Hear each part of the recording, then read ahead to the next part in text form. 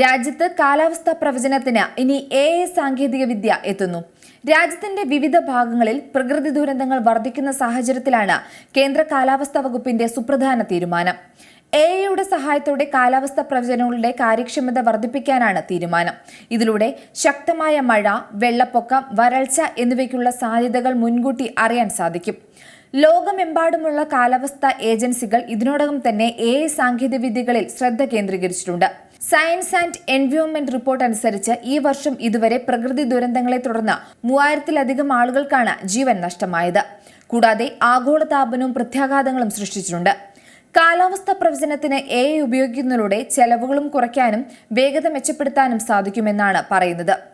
രാജ്യത്ത് കാർഷിക മേഖലയെ ആശ്രയിച്ചു കഴിയുന്നവർ നിരവധിയാണ്. അരി, ഗോതമ്പ്, പഞ്ചസാര എന്നിവയുടെ ലോകത്തെ രണ്ടാമത്തെ വലിയ ഉൽപാദക രാജ്യമായ ഇന്ത്യയിൽ കൃത്യമായ കാലാവസ്ഥാ പ്രവചനം ഏറെ പ്രധാനപ്പെട്ടതാണ്. അതിനാൽ ഉടൻ തന്നെ AI അധിഷ്ഠിത പ്രവർത്തനങ്ങൾക്ക് തുടക്കമിടാനാണ് കാലാവസ്ഥാ വകുപ്പിന്റെ തീരുമാനം. ഏറ്റവും പുതിയ വാർത്തകളും വിശേഷങ്ങളും വിരൽ തുമ്പിലറിയാൻ Zee മലയാളം ന്യൂസ് എല്ലാ ഡിജിറ്റൽ പ്ലാറ്റ്ഫോമുകളിലും ലഭ്യം.